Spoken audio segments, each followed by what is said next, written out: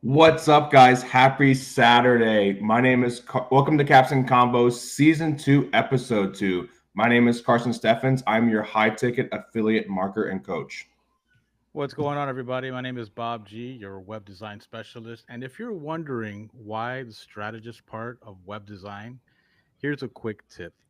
If you're publishing your website right now as we speak, be sure to have backlinks already on there before you go live. Quick tip, free of charge. Take it easy. Oh man, he studied for this opening intro today.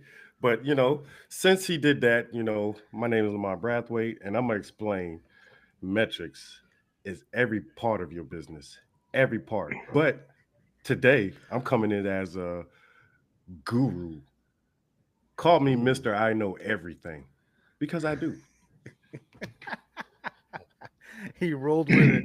He rolled with it. That was great. That was great. So, who do we have on the table today, Lamont? So today we got a guy that I've known for years in the industry and in the SaaS industry. And when I first got into SaaS marketing, I didn't know anything about it. All I know is that I buy software and maybe they're undeveloped, maybe they're not. But he was one of the ones that took me under his wing. And one of the biggest things about it was that we actually fell into the same company, a SaaS marketing company working remotely. And with that being said, I this was the first time I ever did it, as far as working remotely for a company that was very reputable. I learned a lot, and I my takeaway from that after the job ended was simply soaring. So Patrick is a pioneer in the field. So he's a developer, he's a SaaS marketer, and as well as a great thinker. So without further ado, if you don't have anything else to say, let's bring him out that back room so we can break him down a little bit. All right. Welcome, Patrick. Good evening. Hey, Patrick. Yeah, glad to connect with you guys. Hey, it's great to see you again. I know we've been around the market a little bit in the SaaS market, and one of the good things about it is we connect with people and we from different areas. Like when I was doing my SaaS marketing, I was in Germany. What part of the world are you from, and what are you all about these days? Okay, I'm from Nigeria and I live in Nigeria. So I do SaaS marketing and most importantly email marketing because most of everything I've been building around software has been centered around email. So an email marketer, I'll put it down because emails drive practically everything I do. And like I said, I'm from Nigeria where we have tiny little challenges, but still we're able to overcome it and then still shine out to the global market. Yeah. That's awesome, and that's one of the best things about it. I just had a client recently that I worked for. She's in there watching. Ty Lisa, how you doing? I wanted to explain to her about the email marketing part because there's a lot of things in the industry now. As far as landing pages or how to build your list, but not a lot of people know how to nurture a list or build a relationship using email marketing. They think, okay, I got them in, but I don't know how to specifically market to the public. Now, one of the best things about email marketing, it has so many touch points, and if you give enough value, you can probably get them over the hump or get them into your program or product that you're promoting. Um, what's a good thing that you can use in email marketing as far as, let's talk about copywriting because I know your copywriting skills are pretty good, Yeah. and that's how I took a couple of your courses as well. So explain what copywriting is to somebody who's new and don't know how to use it. Okay, let me put it this way. Most people know about content writing. Content writing, where something like blog posts or maybe social media posts, you are writing to educate people. But when it comes to copywriting, You are trying to get people, you are educating them and then changing their frame of mind into to align with what you're thinking. So that in the end, you're able to convince them to do whatever you want them to do. It could be to maybe sign up into your offer or whatever. So copywriting is about persuasion.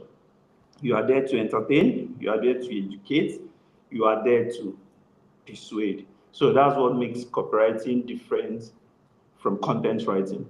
Most people don't understand this difference. So they say, yeah, I can write emails, I can write sales copy, but they don't understand that there's a psychology behind copywriting. But we are not going to copywriting in this short video because there's a lot involved in it. Yeah, there's a lot to learn. There's a lot to learn. I agree with that. And I came in on the market in copywriting, and like you said, it's a psychology system behind that, because if you can't connect to your reader or your potential prospect, then it's just pretty much in the open sea with no bait, pretty much.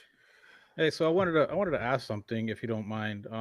Like you guys were talking about in the beginning of the show, like email marketing and stuff, and I have like a basic understanding of it, but like okay, so you're compiling all of these emails. You're gonna have them part of an email series or a campaign, and you're gonna schedule out I don't know, maybe 10, 20 emails a day, and well, I Did we guess lose him? Lamont. I guess so, but you're gonna schedule that out a day, and then like what's really great about the software is that like you get insights to what happened with that email, essentially. Well, I mean, let's go back to what I am. It's a metric specialist. You track the Mm-hmm. metrics, you track the opens, you track the clicks, you track the everything that you need to bring the prospect on what we call a buyer's journey. Um, Now he's back. And the thing about it is, there he goes. And the thing about it is, you know, nobody's going to buy to you. Let's just say I come to you and say, okay, I have this good product, but I want to give you more information about it. So it's not like I'm approaching you and say, okay, buy this product, and I don't give you the details or the I don't want to say the benefits, but the I want to say the outlying things that can help you in your business. So depending on what you're looking for or what your problem is, if my product can solve that problem, I'm going to break it down first of all in the emails, give you a mini micro win. So let's just say you're in the website business, and I can approach you and say, well, your copywriting is not too good, and you could potentially onboard more clients if you do this. So and I would break it down in sequence. Let's say the first three emails. I would fix that one little problem that you would have to give you a mini micro win. And you would say, hey, well, what else can he do for me?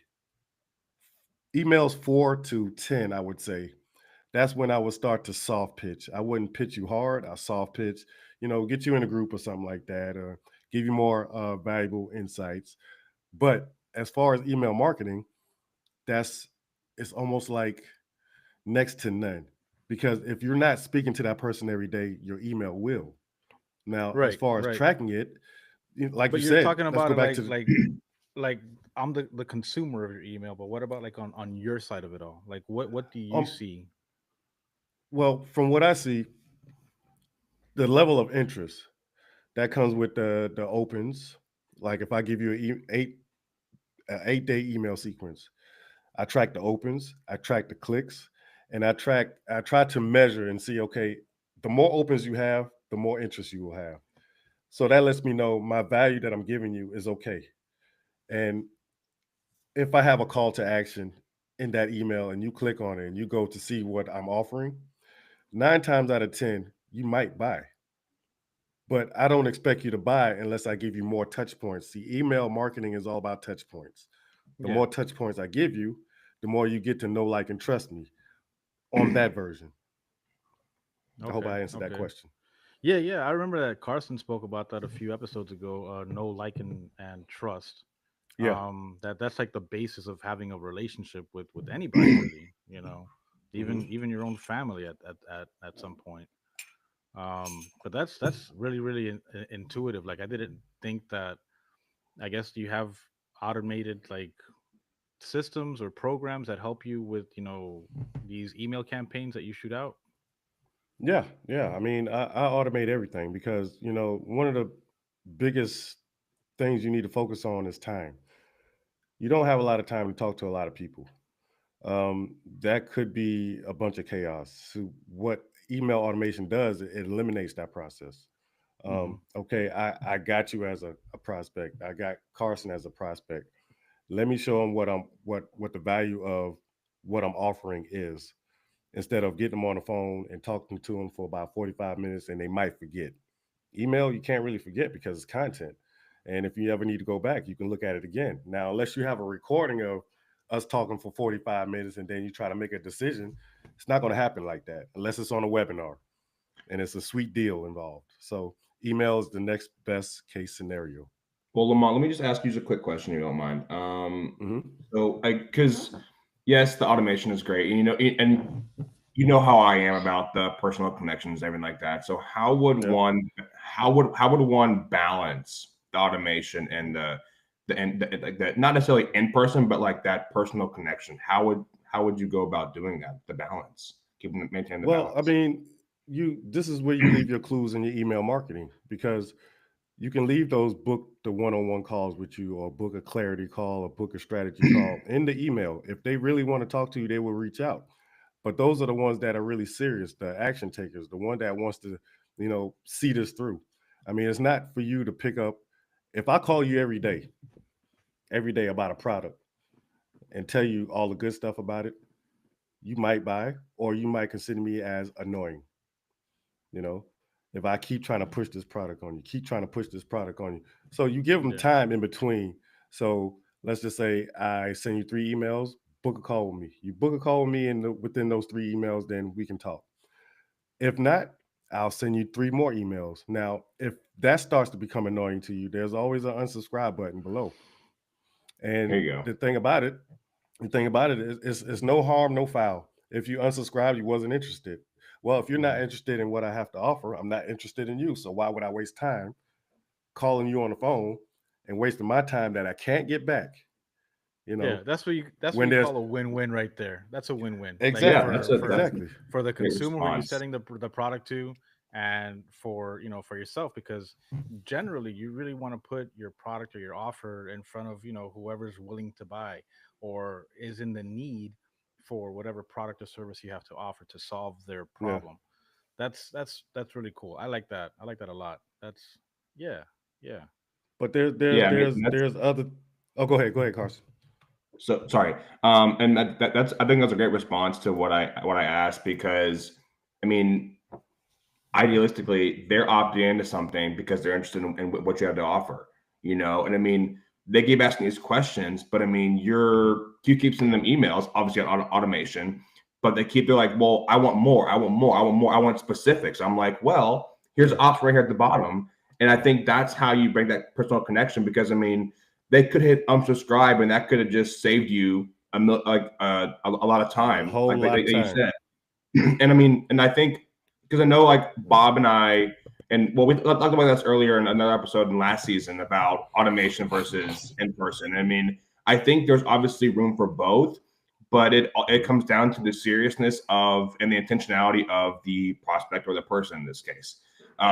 Because I Mhm. mean, if they really are interested in what wants to do what we do or get more information, they'll book that call. They'll really show us interest and Right, show us seriousness rather than playing 20 questions. Because let's be honest here, we're not kids in the park anymore. We're not saying, well, this and this and this and this. I'm like, no, it's not back and forth. It's a matter of, if you want to basically buy my time, here's how you do it.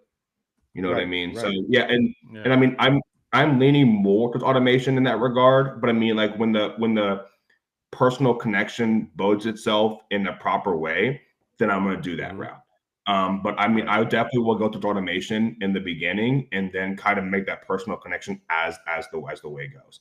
Because and right. then like once everything like that. So that I think that's a great response. I'm glad you answered it. That was perfect. Thank you.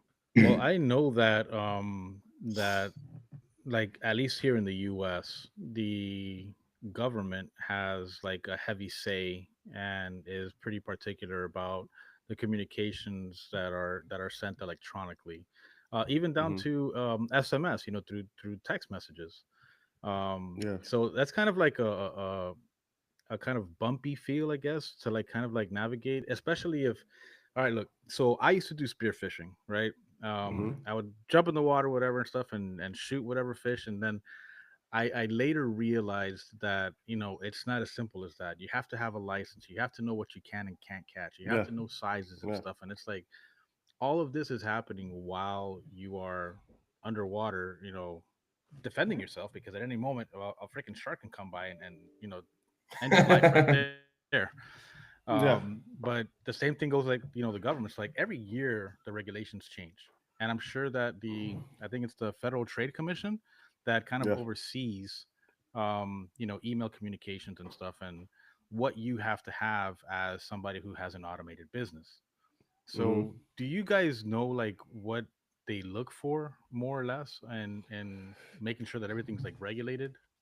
Well, you have to be in compliance, and the Federal Trade Commission, they pretty much put mandates on, you know, f- using free email addresses to, send offers. Because if you by any chance use Gmail and you're trying to send an offer somewhere, they go straight to the spam folder.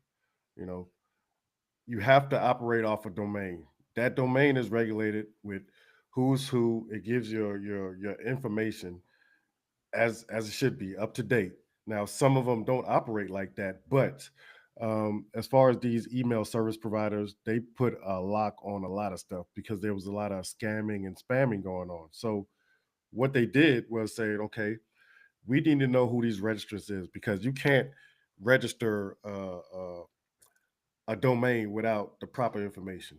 Okay, but you can get a free email address at any time: AOL, Gmail, Hotmail, Outlook. The list goes on and on. And I still don't know who used AOL right now because I thought it was non-existent.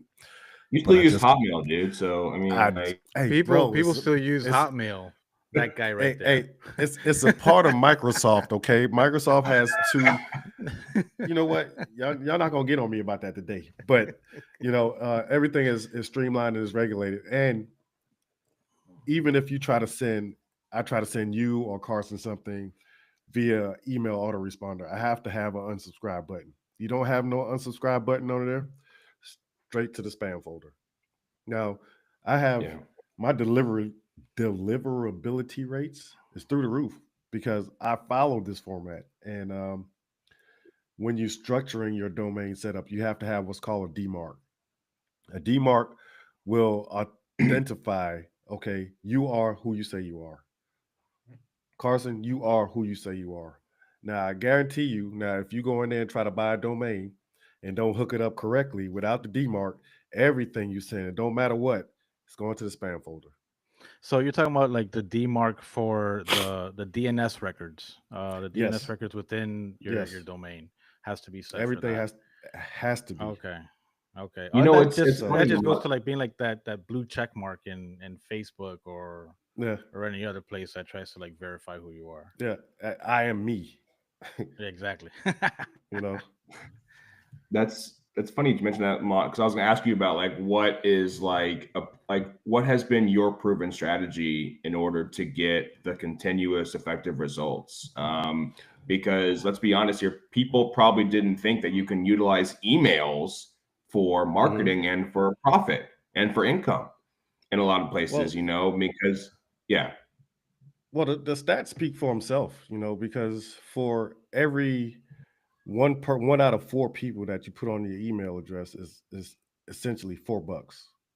Okay, and that's lifetime value. And if you have your copywriting, which I spoke of earlier, and you do your email sequence correctly, not so heavy on the pitch, but if you give more value and you give more chance for your prospect to actually learn something or come up with a mini micro win, that's what you want to achieve in those first four emails. Now, me myself, I've conquered I want to say I conquered because Mr. I know everything, that's me. I conquered the conversion rates pretty much from 25% to up to 75%. Why? I'm gonna give you a tip. Whoever's gonna watch this, whoever's gonna watch this later, take this tip. Now, funnel marketing, we all know you got a squeeze page, you got a thank you page, and then the sequence starts. So here's what I did. I got for my squeeze page, let it be a catchy headline, catchy subtitle. You don't need too much information, but if they want to know the information, they will put in their details, go to the next page. Now, here's where most people go wrong. Most people go wrong because they'll say on the front page, they'll say, okay, I am a funnel marketer. The subtitle is, I can show you how to get come up to 80% uh, open rates. And I have a free gift for you. Now, the free gift, most people fail at this because on the very next page, which is the thank you page, I think me and Bob talked about this. On a thank you page, they will put download your free gift. Now, here's the problem. Everybody will rip you off because I can put in a bad name, bad email address, and from that, when you click that call to action button, it's going to go to the thank you page, whether your email or name is correct or not. You download the resource that you gave them, and they'd be like, okay, sayonara. And then you wonder why, your 8-mail sequence, nobody opens. Okay, here's the trick to that. I have a free gift for you on the front page. Sign up if you want to hear. Hold on, man. Hold on, man. Hold on. I think It's a lot to take in. You should gatekeep this one because this is. No, I'm not going. I'm not going to get. I'm not going to gatekeep this one because it kept me in the dark for a long time, and I kept wondering why. I had changed 2 autoresponders because my deliverability rates started tanking, and I couldn't figure out why. So on the landing page, the squeeze page, blah blah blah. I got this free gift. Sign up here if you want it. You go to the next page. On the next page, you say, okay, thank you for opting in. Here is your free gift, but it's only deliverable through email. So that gets you to think right there. If I put in the wrong name and the wrong email address, I'll never get the free gift. Yeah. Yeah. So if they put in the wrong name, wrong email address, they get nothing. That way it solidifies they cannot rip you off until they open that email. Yeah, and then you go back and you run through the names and emails that you've collected just to make sure that they're valid. Right. And you can go cleaning your list like that and making sure that everything in there is supposed to be there. That's cool. Exactly. That's a great strategy. That's a great strategy. And here's the thing: you have to give away something valuable, something that they want. Don't give them something that's going to sit up on your computer and make computer dust, because I've done that a lot too. And one thing about free, I really don't like to say free. I say here's a bonus item that can help you out with XYZ. You're never going to know what it is until you open that email. Oh, free. Check this out. One thing I want to say about this before I close that part of it is, I don't like saying, free anymore, because what people do with free stuff is they'll put it away and they'll be like, oh, well, I have time. And then they forget about it. I have 142 softwares on my computer right now. One we found a couple of days ago that I forgot I had. I never really used it, and I only paid $37 for it. And it was a steal at the time. And I was like, okay, I'll use it later. I never really paid attention to it.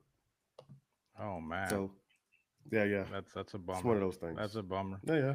Look, I think Gloria has a question for you here. Let me see if I can pop it up on the screen here right quick.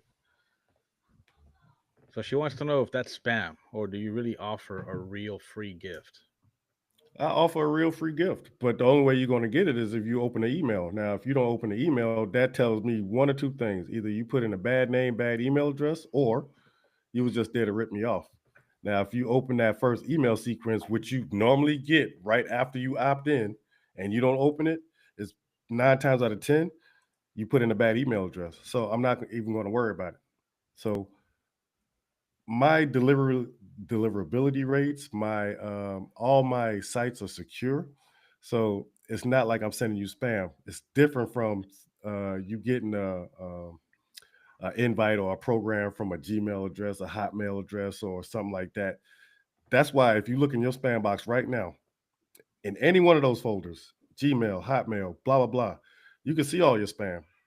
And I Yeah. guarantee if you open it up, first of all, they have no unsubscribe button, automatic spam. Second of all, if it's just a pitch and they try to talk about money this and money that, automatic spam. Copywriting is essential to how you send emails, because if you send anything about an offer stating that you can make this amount of much, or you can make $9 million a year, or blah blah blah, straight to spam, because that's FTC oriented. Yeah. That's a disclaimer. Yeah. You cannot tell somebody they can make this, especially when they're not going to put in the same work ethic that you may have. Spam. I remember that there's a I'm gonna look it up right now just so I can put it on here for everybody. But there's a website that kind of helps you with your email communications and copywriting, to Mhm. where it'll check and see if your stuff is too spammy, because then you'll Yeah. have like a horrible deliverability rate, and Yeah. Yeah. it'll suggest words that shouldn't be there, and maybe what you should put in Yeah. place. Like, I don't know if you put like cash, or if you put price, or anything along those. Like, you really have to like think and how you're gonna work around those kind of like speed bumps to make sure that I you had, I get had those emails through. I had to reword a lot of stuff because I was using Make Money and this, that, and the third, and it all went to spam, because you can't make a broad income claim like that. But if you say generate revenue, it's something different, because you're not giving a Yeah. dollar amount. You're just saying you can make some, but that depends on your work ethic and stuff Yeah, like and that. I really like this topic because it's something that I've always seen in the online space and never really found a way to utilize it. And I mean, that's on me, obviously, because I could have just found a course like you did, Lamont, and been able to Mhm. become a master at it because you know everything, obviously. And but seriously, guys, I mean, like, I hope this is providing value to you guys, because I don't think people realize how powerful emails can be, and knowing the ins and outs and what to do and what not to do. As Lamont and Bob have already brought to y'all's attention, like what you can do to avoid or having a higher deliver whatever that word is, deliverability rate. Deliverability. Yeah. Yeah, deliver. I can't even speak. I'm a speech therapist. Jeez Louise. Um, yeah, how's that work out? But I mean, so Lamont, or Bob, I mean, like, why do you think it took so long, or maybe I'm just in the new about it, for email marketing to come to the forefront? Why do you guys think that? Like, why No, was no, it? no, no. No, email marketing has always been around, but they gatekeep, you know. Like I said, Okay, that's what I was going to ask. Yeah, just like Bob said, you might want to gatekeep. No, I don't want to gatekeep, because there's still levels to this, because once you get over that barrier, there's another one. That Yeah. one you're gonna have to pay me for. But I gave you a free win. I gave you a free win. I can't give everything for free, because I still got to keep the lights on. I still got kids I got to feed and stuff like that. But that's one of the main barriers you need to get over with, because if not, the first thing you're going to say, you're going to get a whole bunch of people in. Let's say you promoting the program, and the program is pretty good, but most of these programs, they offer an ethical bribe or a free something, whatever they want to give out. And this is what they do, whether it's an ebook or whether it's a downloadable PDF, blah blah blah. But they do it wrong. And this is what the gurus don't tell you. They don't tell you that you need to put that in the email instead of on your thank you page, because your thank you page it's the next thing that pops up right after you sign in. So people have become hip to this, because email marketing been around forever. People have come hip to this and said, okay, well, okay, my name is Carson, and I have, let's say, carson.xyz.com, at xyz.com. You go to the next page, you rip off their free gift, and you can use it for yourself. Now, I'm thinking, I don't need to get these emails, so I'm just going to put in a false name, blah blah blah. And that's where a lot of people go wrong. And that's what a lot of people have been doing. Now, what this forces you to do, it forces you to get frustrated. It forces you to say, okay, your company is bull jive and it don't work because the email part don't work. And it don't work. That's why. Yeah, like thinking about like what you said, Carson, like it has a lot to do with the problem being around for so long before the government comes in and says, hey, you better stop that. You better stop that right now. So there probably been like, over the years, calls and complaints or calls and letters sent to their local, representative in Congress and whatever, to get laws passed or regulations made just for us, being on this end of it all to navigate properly and not get shut down. Because I know that one of the things that, if you're not operating within the regulations, Yeah. even though there's like billions of websites and stuff, but if they Yeah. catch you, you're done. You are Yeah. so done. So done. Well, Like there's well, no they coming do. back from it almost. Well, they do you like they do you like they do drug dealers. Now, if you low level, they won't mess with you until you make something big. When you make something big, that's when they get you. Axe Onyx Single. I don't know if I'm saying his name right, but the FTC got him for almost 20 million. And he's been in the Wow. game. He's been in the game for so long, and he taught me everything I know about email marketing. Him and Matt Basak, they taught me everything I need to know about email marketing. And the thing about it is, he has his business. His business was set up. He even has a school. It's called Learn. Um, and the way they got him was, he wasn't, let's say, operating off the FTC standard. And no matter what he did, I mean, I seen in my eyes he was correct because I sided with him. But the FTC was like, well, you can't tell people you can make X amount of money, this, that, and the other. But he has a school. He was teaching these people. FTC didn't want to hear that. 20 million. Shut Let me down. get it. Yeah. Yeah. Yeah. And 20 Yeah. million is a lot of money. When they get a Slightly. huge payday like that, they're gonna target them for sure. Oh yeah. Oh yeah. They didn't want to know what he's doing and this, that, and the other. And I was like, I don't know if I can lose $20, let alone 20 million, and that spoke volume to me. So like a lot of these different programs were switching up because they will tell their, promoters, don't tell people that they can make this amount and this amount, and then they get all their life savings and put into this, and they don't make a dime. When they don't make no money, they're going straight to the SEC or the Yeah. FTC. And then when the FTC comes down and asks a couple of questions, well, what program is it? How much did they say he was going to make? And what did they do? Blah blah blah. They will side with the constituent on this end because they see you as a company and say, if a company is telling you this and you don't make no money and it's not actual, it's not factual, they're going to slap them cuffs on you. Yeah, And they then it's even a wrap went after that. they went deeper into it where you couldn't even say things like you could or you have the No, potential to. no. Like making income claims has become Mm-mm. such like it's Taboo. just it's just bad. It's just bad. It's a bad look overall. You Yeah, it's know, very bad. you can make your own claims like I've made, I've Yeah. done But me.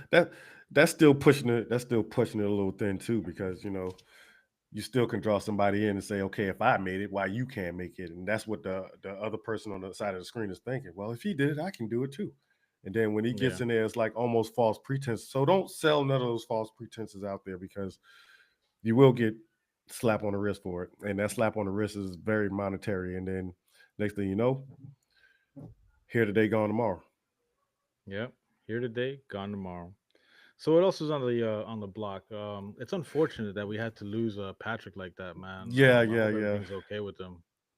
I think he was having internet problems, but on this side of the world, not the western side. Because see, let me explain something to y'all. I'm in Germany.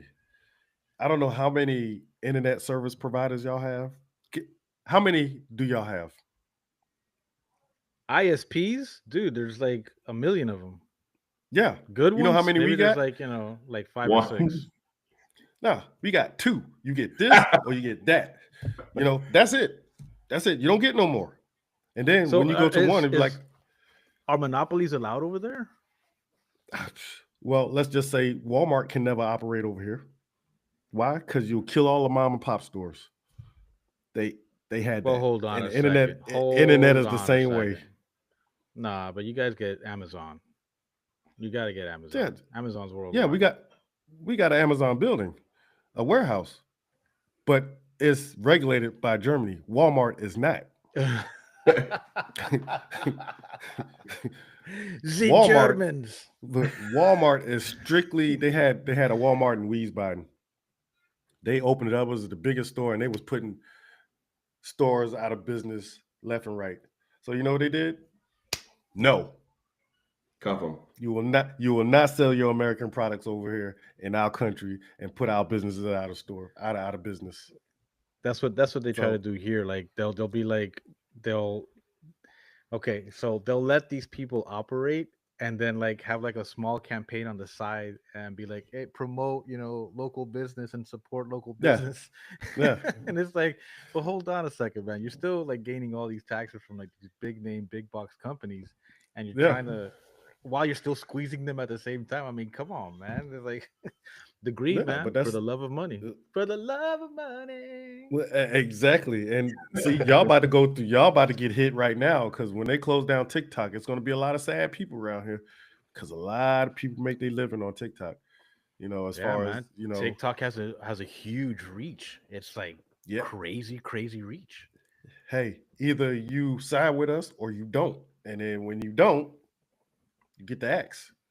Yeah. So it's I wanna look it's all that up, proprietary. actually. if you ask Well, I me. mean, in that case, like, so it begs the question, like, why do people put everything into one stock, into one entity? I mean, like, Well, I get that's their livelihood. I get that, but I mean, at the same time, like, why aren't you being mindful of? I mean, I'm not really like a what if guy because I think that's like that's like having regrets. There's no point in having regrets. No point in having a what if scenarios. But I mean, do you, like the whole putting all your eggs in one basket kind of thing? Why don't you diversify it? Why don't you have well, other a means lot of of people don't know about diversify, and then it's the Bitcoin effect.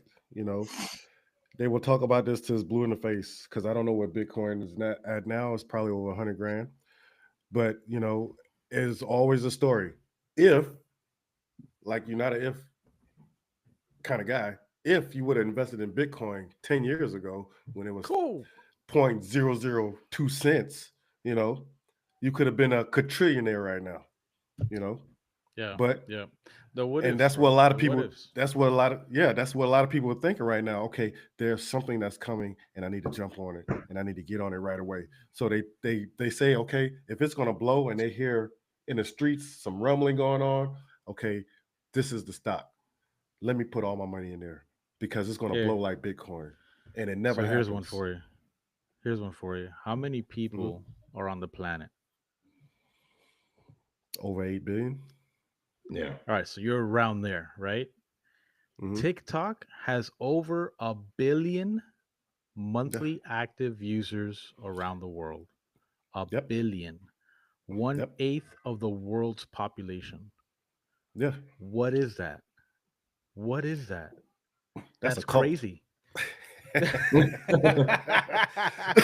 That's a cult. That is crazy. I tell you what. If you cut TikTok off right now for, let's say, 30 of the biggest countries, there's going to be a lot of sad people.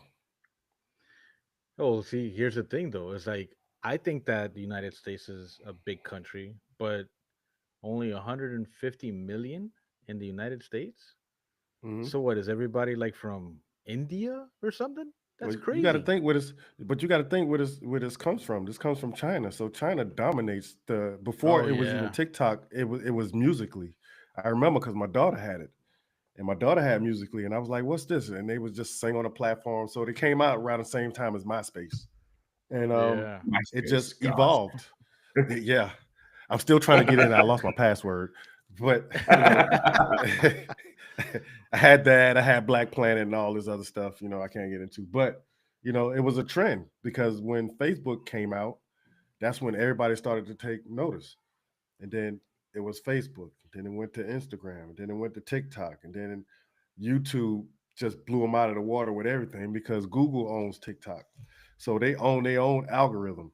That's why, if uh Patrick was here, I wanted to ask him how was you know, the move over from Facebook to YouTube, because I wanted him to balance that out because the algorithm over there is proprietary. It's Google. You know what I mean? Facebook is Yeah. Facebook, but they share information. You know what I mean? Yeah, well, Facebook is Meta, right? So Meta is Yeah. WhatsApp, Instagram, Facebook, Yep. like they're huge conglomerates, that just go into a bigger umbrella. It's Well, out of I control. wouldn't say a huge conglomerate. I would just say Mark Zuckerberg was doing his Mark Zuckerberg stuff because what better way to kill a competition? You buy them out, and that's what he did. Yeah. And then look what he did on when he acquired WhatsApp. It doesn't matter how many billions he paid, he got that right back maybe a week later. Why? Because he charged everybody $1 and got his money back. So it wasn't really nothing at all to him. He was like, okay, it's just a minor investment. But then he made his money back tenfold because Well, I he mean, was smart. He was like, okay, that's the thing too. Just like I'm like, so dude's been doing this for yeah, feels like forever, and I just wonder why people don't jump on this sooner. Like just yeah, imagine, like I mean, just like back to the email marketing. It's like imagine you start that, and then it's domino effect, and next thing you know, you're in blank profit or blank revenue. yeah, yeah, And so you're telling me, and I mean, I keep wanting to hit this point on the head. It's like we're not downing you if you have a corporate job. I have a corporate job, but I mean, at the same time, it's like, what if you can develop a skill like Mark Zuckerberg did, even though a lot of people don't like him? I mean, that's pretty obvious because he does all that crazy stuff. But anyway, like, I don't think he just cares. imagine if you go, what? I don't think he cares. Well, right. I know, but the point was that I mean, just being able to do a simple skill like email marketing, and I say simple, it does take a lot of work, but I mean, like you can get to a point where it is automating, like Lamont said, and then it can be on cruise control, like where you Yeah. spend a little bit, you invest a little bit, and then next thing you know, revenue. And I'm not promising. Yeah. I'm just saying I'm using the word revenue because I want to make sure it's applicable to any situation. I don't want to make claims or anything like that because then boom, FTC, like Laurent and Bob said, cuff me now, Yeah. and everything like that. So I mean, like, just really allow yourself to believe better, to think better, to do better. And I mean, it takes some time to learn the skill, but learn the skill set. But I mean, if you do, it's a incomparable skill. It's a skill that's never going to die out. People need this stuff. People are subscribing every single day. So why can't they be subscribing to you? Yeah. I wanted to bring up a point. topic here, or like a little headliner and it's about Starbucks because I learned this maybe, I don't know, like a year or so ago, that when they got huge, right? And then they started on with this whole um gift card thing on the app. Mm-hmm. They practically made their own bank with those Yeah. gift cards Yeah. to reinvest into the company. Like, it is mind boggling. It really is, because it's like everybody bought into that. Everybody bought into that. And they had millions of dollars to just like continue opening stores and providing more product and investing into the application. Like, it's crazy. It's crazy. Yeah. But I'm gonna give you some game right now, both of you guys and anybody that's listening. I'm gonna tell you where things are going right now. Things are going to sales as a service, SaaS, which means you need to learn how to code because AI is here and it ain't going nowhere. It's just gonna increase. The more you can build something, because I have an exit strategy. This might not come to fruition in about, don't quote me on this, but I want to say in the next 3 to 4 years, because I'm working on something as far as building my own apps or building my own software, and it comes with an exit strategy. You know, you can only email market for so long. You can only promote programs for so long. But where does it stop? You know, if you stop, it stops sometimes, you know, unless your automation is not in place. But if you build something that the masses can use, let's just say I'm the next builder of Facebook. Facebook is worth how much today? How much do you think? I think they're trading in the thousands. Yeah. Yes, but- So they're worth over a couple billion, let's just say. But let's No, just it's only say, $615, but it's Meta platforms, so they have yeah, everything. yeah.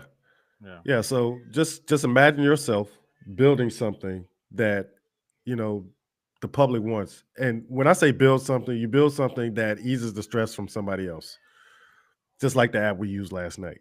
I'm not going to say a name on that. But it made the process so much easier. And just think, if I build something like that, and let's say it grows to, let's say, 2-3 million, I can sell it for 20, 30 times as much as an exit. And I don't have to do anything else but live off that 1% from whatever revenue they make. So No, that's but where you I'm know what headed I in the like? industry. What I like most about that is that you can repeat the process Yeah. like a lot, and Yeah. have a bunch of different programs out there. In the SaaS industry, we call that systemizing. You know, once you systemize something, you start something. And once you get good at it, you systemize it and you don't ever have to touch it again. And all you can do is just build off of it. Yeah. And once you do that, that's the way I see this world going. As far, well, not the world, but well, the world too. The Um, world, yeah.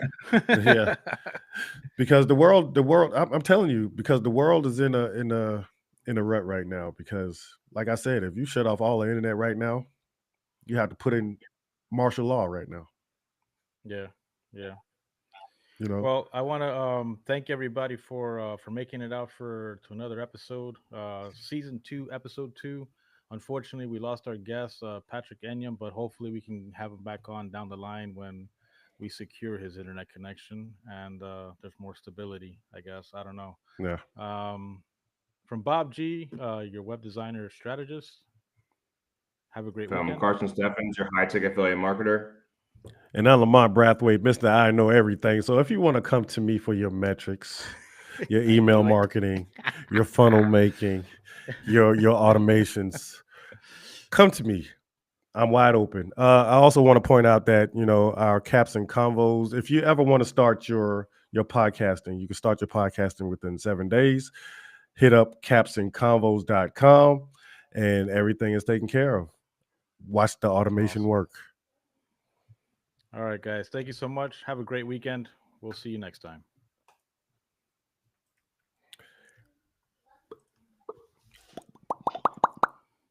I just had to do that.